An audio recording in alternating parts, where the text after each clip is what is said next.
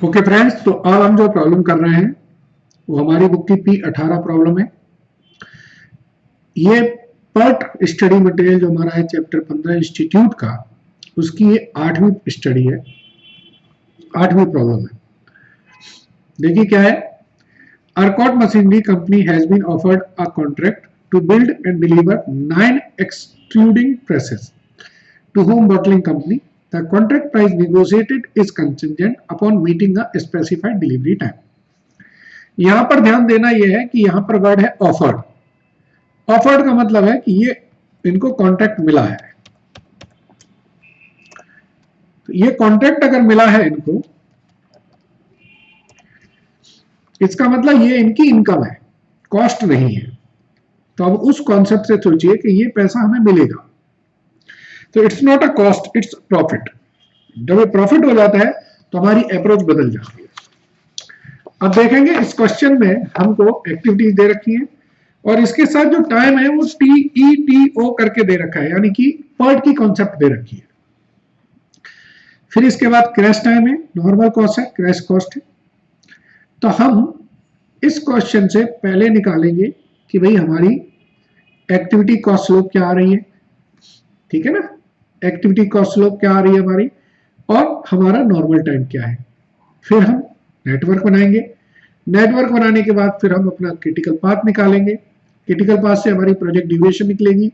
Project duration के बाद फिर हम उस पर क्रैशिंग करेंगे और ये देखेंगे कि भाई अगर जो नॉर्मल वीक मेरा 16 दिन का दे रखा है, 16 हफ्ते का दे रखा है, अगर मैं उसको रिड्यूस करूंगा तो कितना रिड्यूस करने पे मेरे को प्रॉफिट सबसे ज्यादा है, ठीक है। तो उसके लिए हम क्या करेंगे, हम हर क्रैशिंग की कॉस्ट निकाल लेंगे और हर क्रैशिंग का मुझे कॉन्ट्रैक्ट अमाउंट दे रखा है, तो डिफरेंस हमारा प्रॉफिट है। जिस क्रैशिंग पे मुझे सबसे ज्यादा प्रॉफिट होगा वही क्रैशिंग मैंने करनी है, ठीक है। चलिए सबसे पहले एक इसमें हम बना लेंगे अपना कि हमारी वो कितनी है। एक स्टेटमेंट बना लेंगे जिसमें हम नॉर्मल टाइम निकाल लेंगे, क्रैश टाइम दे रखा है, ठीक है।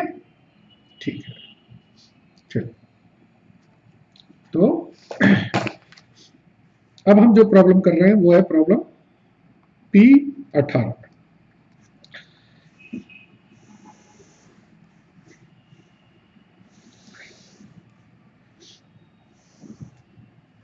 हमको एक्टिविटीज दे रखी है।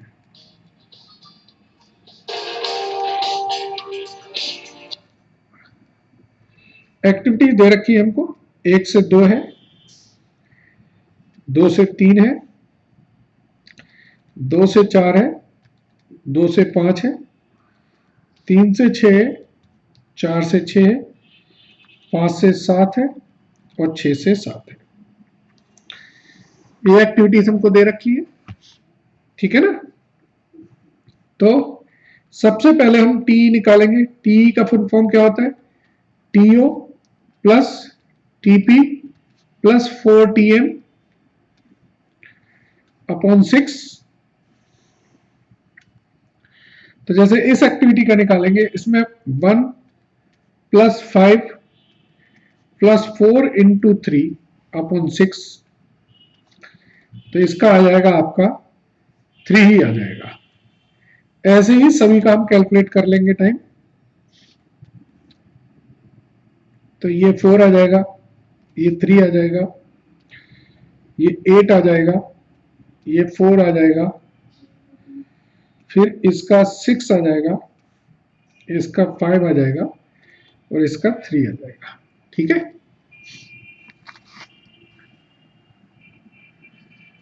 ऐसे कैलकुलेट करेंगे, आ जाएगा, फॉर्मूले लगा लीजिएगा। नॉर्मल टाइम दे रखा है, क्रैश टाइम हमारे को, सॉरी क्रैश, नॉर्मल टाइम हमने निकाल लिया, क्रैश टाइम हमको दे रखा है। क्रैश टाइम कितना है, 1 3 2 7 2 4 4 1। तो इससे हमारा क्या निकल आएगा, डेल्टा टी निकल आएगा। डेल्टा टी कितना है, इसका 2 1 1 1 2 4 2 1 2, ये डेल्टा टी निकल आया। डेल्टा सी हम कॉस्ट का डिफरेंस निकाल लेंगे। बुक में हमको नॉर्मल कॉस्ट और क्रैश कॉस्ट दोनों दे रखी है।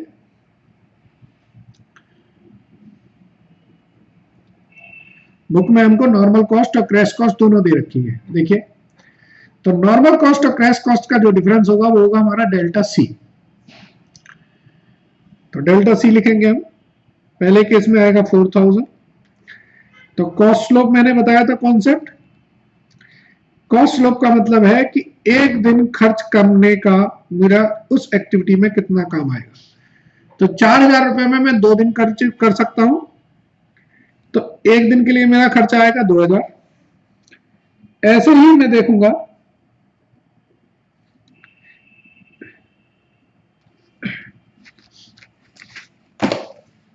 ये मेरा आ रहा है 6000, तो कॉस्ट स्लोप भी मेरा 6000 ही आएगा। ये मेरा आ रहा है 2000, तो कॉस्ट स्लोप 2000 आएगा। ये मेरा आ रहा है 1000, तो कॉस्ट स्लोप आएगा 1000। ये मेरा आ रहा है 2000, 2 से डिवाइड करेंगे तो कॉस्ट स्लोप आ जाएगा 1000। ठीक है, ये मेरा डिफरेंस आ रहा है इसका 4 से 6 एक्टिविटी का देखेंगे। 4 से 6 एक्टिविटी का जो डिफरेंस है वो है 1600। ठीक है, डिफरेंस आ रहा है मेरा 1600, तो 2 दिन का 1600 है, 1 दिन का 800। ऐसे ही 5 से 7 एक्टिविटी का जो डिफरेंस आ रहा है वो आ रहा है 4000। कॉस्ट स्लोप 4000 हो जाएगा। और 6 से 7 एक्टिविटी का डिफरेंस आ रहा है 3600 2 दिन का, तो 1 दिन का 1800। ये सिर्फ सिंपल छोटी छोटी कैलकुलेशन है, वो हमने कर ली, कोई रॉकेट साइंस नहीं है। अब ये कैलकुलेशन करने के बाद अब हम नेटवर्क बना लेंगे। बड़ा सिंपल सा नेटवर्क है। 1 से 2 जा रही है, 2 से 3, 2 से 4, 2 से 5, ठीक है, 3 से 6, 4 से 6, 6 से 7, 5 से 7। बड़ा सिंपल नेटवर्क है। यहां पर हम लिखेंगे नॉर्मल टाइम। नॉर्मल टाइम हमने निकाल ही लिया है। इसका नॉर्मल टाइम आया 3, ऐसे ही इसका 4, इसका 3, इसका 8, फिर 3 से 6 का जो नॉर्मल टाइम आया वो 4, 4 से 6 का 6, 5 से 7 का 5 और इसका 3। ठीक है, फिर हम क्या लिखेंगे, पॉसिबल पाथ लिखेंगे। पॉसिबल पाथ में देखेंगे हम कौन कौन से पाथ हमारे पास अवेलेबल हैं। एक तो है 1 से 2 जाऊं, 2 से 3 जाऊं, 3 से 6 जाऊं, 6 से 7 चला जाऊं। 1 से 2 जाऊं, 2 से 4 जाऊं, 4 से 6 जाऊं, 6 से 7 जाऊं। 1 से 2 जाऊं, 2 से फिर 5 चला जाऊं और फिर 5 से 7 चला जाऊं। तो अगर मैं 1 से 2 जाता हूं पहले पाथ में, तो 3 और 4 7, 4 11, तो मुझे 14 दिन लगेंगे। अगर मैं सीधा जाता हूं तो 3 3 6, तो मुझे 15 दिन लगेंगे।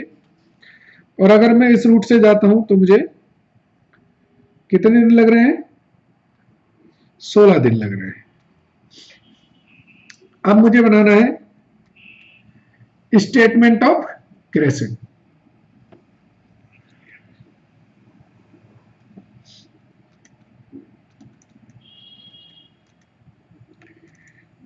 ये थोड़ा ध्यान से बनाना है, कैसे बनेगा समझ लीजिएगा। यहां मुझे लिखना होता है पाथ, यहां लिखता हूं मैं उनकी ड्यूरेशन। अच्छा, ये थोड़ा एक लाइन ऊपर कर दिया मैंने।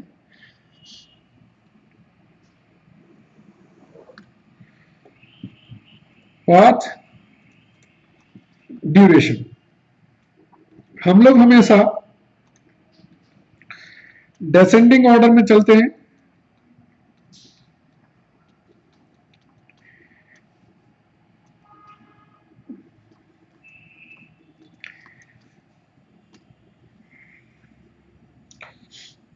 सोलह, 15, 14। इस क्वेश्चन में हमको गौर से देखेंगे तो हमको इनडायरेक्ट कॉस्ट नहीं दे रखी है, कुछ नहीं दे रखा है। तो मतलब जो भी कॉस्ट है वो टोटल कॉस्ट है। तो इसके हिसाब से जो मेरा प्रोजेक्ट ड्यूरेशन आया वो कितना आया, 16 डेज आया। और मेरी जो प्रोजेक्ट कॉस्ट है वो निकाल लें। नॉर्मल कॉस्ट का जो टोटल होगा वो हमारी प्रोजेक्ट कॉस्ट होगी। देखिए नॉर्मल कॉस्ट 5 और 8 13, 17, 5 22, 25, 25 और 10 35, 7 42, 44। तो मेरी जो नॉर्मल कॉस्ट आ रही है वो आ रही है 44,000। तो अभी मेरी जो कॉस्ट आ रही है वो कितनी आ रही है,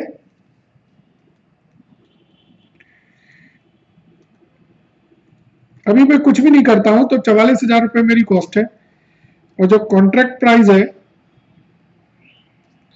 वो है 62,000, यानी कि मुझे अभी भी प्रॉफिट 18,000 रुपए का हो रहा है। अब मुझे यह देखना है कि क्या मैं इससे बेटर सिचुएशन ला सकता हूं। ठीक है, कैसे क्रैशिंग करेंगे, चलिए क्रैशिंग करेंगे। तो सबसे पहले पहली क्रैशिंग करते हैं। क्रैशिंग करने से पहले मैंने बताया था आपको कि हम कॉस्ट स्लोप जो होता है वो लिख लेते हैं हर एक्टिविटी का। तो 1 से 2 एक्टिविटी का जो कॉस्ट स्लोप है वो 2,000 रुपए है। इससे फायदा ये होता है हमको कि हमें पता रहता है कि कौन सी एक्टिविटी में मुझे कितना खर्चा करना है। ठीक है ना। और 1 से 2 में मैं 2 दिन कम कर सकता हूं। फिर 2 से 3 एक्टिविटी का जो कॉस्ट स्लोप है वो है 6,000 रुपए, और मैं 1 दिन कम कर सकता हूं। 2 से 4 एक्टिविटी का कॉस्ट स्लोप है 2,000 रुपए, और मैं 1 दिन कम कर सकता हूं। 2 से 5 एक्टिविटी का कॉस्ट स्लोप है 1,000 रुपए, और मैं 1 दिन कम कर सकता हूं। 3 से 6 एक्टिविटी का कॉस्ट स्लोप है 1,000 रुपए, और मैं 2 दिन कम कर सकता हूं। 4 से 6 एक्टिविटी का कॉस्ट स्लोप है 800 रुपए, और मैं 2 दिन कम कर सकता हूं। 5 से 7 एक्टिविटी का कॉस्ट स्लोप है 4,000 रुपए, और मैं 1 दिन ही कम कर सकता हूं। और 6 से 7 एक्टिविटी का कॉस्ट स्लोप है 1,800, और मैं इसमें 2 दिन कम कर सकता हूं। इस तरीके से लिखने से हमें यह पता रहता है कि हमको कौन सी एक्टिविटी क्रैश करनी है, वो पहले से ही दिखती है। अब हम देखेंगे अगर स्टेटमेंट ऑफ क्रैशिंग, तो हमें यह पता है कि हमें पाथ 1 क्रैश करना है। फर्स्ट क्रैशिंग जो हो रही है हमें करना है, क्रैश करना है पाथ 1 कितने दिन से, 1 दिन से। क्यों, 1 दिन क्रैश करने के बाद ये अगले पाथ की ड्यूरेशन के बराबर आएगा। अब जरा देखें, पाथ 1 में मेरी जो लीस्ट कॉस्ट है वो 2 से 5 एक्टिविटी है, 1,000 रुपए लगते हैं। तो मैं क्या, सिंपल सा डिसीजन हो गया कि भाई क्रैश करें,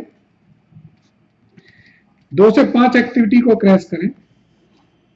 कितने, 1 हफ्ते से।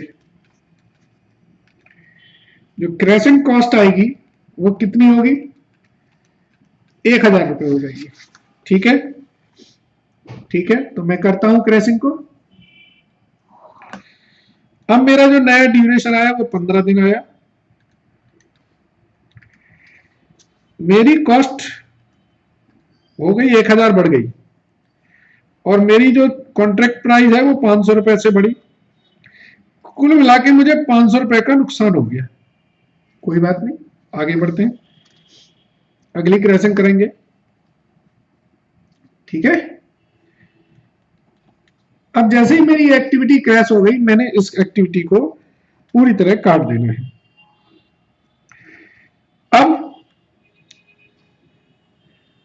अब मैं देखूंगा कि भाई मेरी जो पाथ है, पाथ 1 में और पाथ 2 में,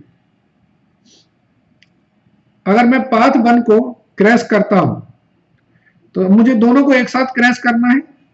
तो मैं कैसे करूंगा, देखें जरा। जब दो पाथ एक साथ क्रैश करते हैं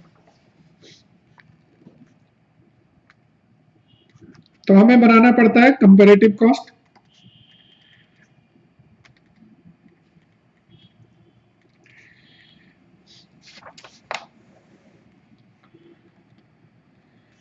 स्टेटमेंट ऑफ कंपैरेटिव कॉस्ट। हम देखेंगे भाई कॉमन एक्टिविटी कौन कौन सी है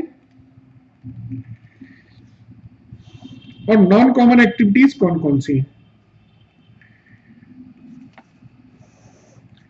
कॉमन एक्टिविटी अगर पाथ में देखोगे आप तो आपको मिलेगा कि 1 से 2 एक्टिविटी है वो दोनों पाथों में कॉमन है। ठीक है ना, 1 से 2 एक्टिविटी तीनों पाथों में कॉमन है, बट हम सिर्फ पाथ 1 और पाथ 2 की देख रहे हैं। तो हम 1 से 2 एक्टिविटी है, इसकी जो खर्चा है वो 2000 रुपए है। ठीक है,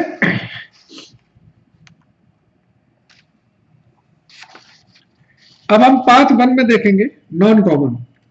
तो नॉन कॉमन जो एक्टिविटी है पाथ 1 में वो है 5 से 7, और पाथ 2 में जो नॉन कॉमन एक्टिविटी है और उसमें 3 एक्टिविटीज है। एक तो है 2 से 4, एक है 4 से 6 और एक है 6 से 7। 2 से 4 हम कम कर सकते हैं 2000 रुपए में, 4 से 6 हम कम कर सकते हैं 800 रुपए में, और 6 से 7 हम कम कर सकते हैं 1800 में। इसका तो कुछ है ही, इसमें तो एक ही एक्टिविटी है। तो इसकी जो लिस्ट आएगी वो आएगी 4 से 6, यानी कि 800 रुपए। पाथ 1 का खर्चा है 4000 रुपए और पाथ 2 का खर्चा है कितना, 800। तो इन दोनों को समराइज करेंगे तो कॉमन एक्टिविटी से कम करने पे हमारा खर्चा है 2000 और नॉन कॉमन एक्टिविटी को खर्च करने से कम करने से मेरा खर्चा है 4800। यानी कि जो दोनों का लिस्ट है वो हमें करना है। तो इसका डिसीजन क्या हुआ, क्रैश करेंगे हम 1 से 2 एक्टिविटीज बाय कितने दिन से। गौर से देखेंगे, टेक्निकली मुझे एक ही दिन कम करना चाहिए क्योंकि इसके बाद अगला दिन आ जाता है, लेकिन थोड़ा सा ध्यान दें तो 1 से 2 एक्टिविटी इसके अंदर भी है। तो अगर मैं 1 से 2 एक्टिविटी को क्रैश करता हूं तो इसका ड्यूरेशन, थर्ड पाथ का भी ड्यूरेशन कम हो रहा है ऑटोमेटिकली, इसलिए मैं फिर उसमें एक दिन की बजाय 2 ही दिन पूरे क्रैश कर दूंगा। और जो क्रैशिंग कॉस्ट होगी वो कितनी होगी, 4000। ठीक है, तो स्टेटमेंट ऑफ क्रैशिंग बनाएंगे। अब मेरा जो ड्यूरेशन आएगा वो कितना आएगा, 13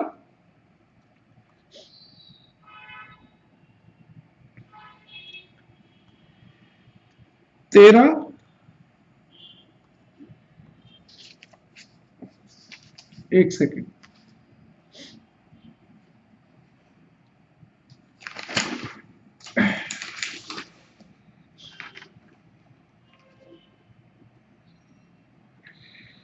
तेरह 12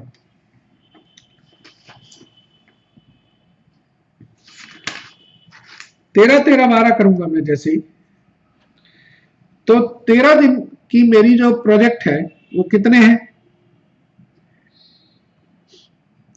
13 दिन का मुझे 70,000 मिल रहा है।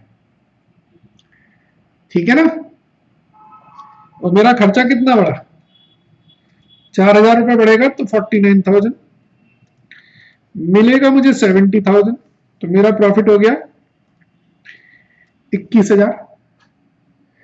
चलिए अब अगली ऑप्शन और देख लेते हैं एक बार। क्रैशिंग 2 मेरी पूरी तरह क्रैश हो गई,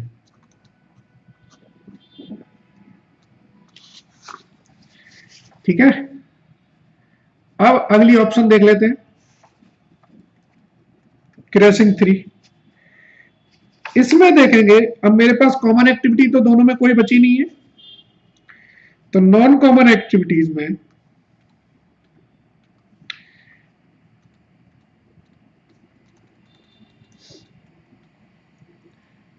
पाथ 1 के अंदर जो है वो है हमारी 5 से 7, और पाथ 2 के अंदर है हमारी 3 एक्टिविटी है, 2 से 4, 4 से 6, 6 से 7।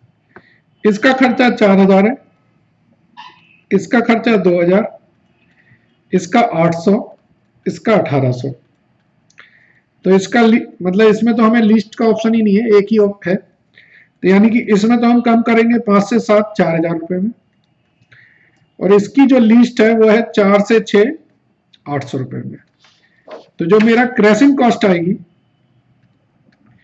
वो आएगी 4800 रुपए। सो क्रैश करेंगे हम 5 से 7 एंड 4 to 6 बाय 1 वीक, और जो क्रैशिंग कॉस्ट है मेरी वो है 4800। तो मैं करके देखूं उसमें क्या ये बेनिफिशियल है। थर्ड क्रैशिंग करने पे मेरा 1 वीक और कम हो गया, ठीक है ना। इसमें मेरा जो प्रॉफिट बढ़ा वो कितना, 4800 से तो मेरी कॉस्ट बढ़ गई, और प्रॉफिट बढ़ा मेरा 2500 रुपए से। तो अल्टीमेटली मुझे 18700 रुपए का प्रॉफिट हो रहा है। तो मैं 18700 क्यों चूज करूं सर, मैं 18700 क्यों चूज करूं?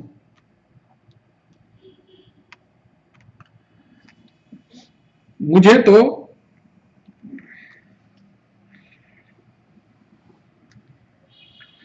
जब इससे पहले वाली सिचुएशन बेस्ट है, ये सिचुएशन देखिए ना, ये बेस्ट सिचुएशन आ गई है मेरी, बेस्ट है कि नहीं बेस्ट। सो फाइनल आंसर क्या होगा, फाइनल आंसर ये हुआ कि क्रैश करें हम 102 बाई 2 days एंड क्रैश करें, सॉरी पहले क्रैश थी हमने 2 से 5 क्रैश की थी, तो पहले क्रैश करें 2 से 5 बाय 1 day, क्रैश करें 1 से 2 by 2 days and avail the benefit of 13 days with maximum profit of rupees 21,000 रुपए का। ये फाइनल होगा कि हम 21,000 रुपए वाला लेंगे, ठीक है ना। तो अगर हम फाइनल आंसर इस तरीके से लिखेंगे कि we should complete the contract within 13 weeks, ठीक है ना, because the profit is maximum in that project duration. If we further crash the duration, the profit will adversely affected, ठीक है ना। तो इस तरीके से हम लोग इस सब को करें। आई थिंक सो आप लोगों ने एंजॉय किया होगा, ये सब बहुत ही अच्छा सम था। Good day.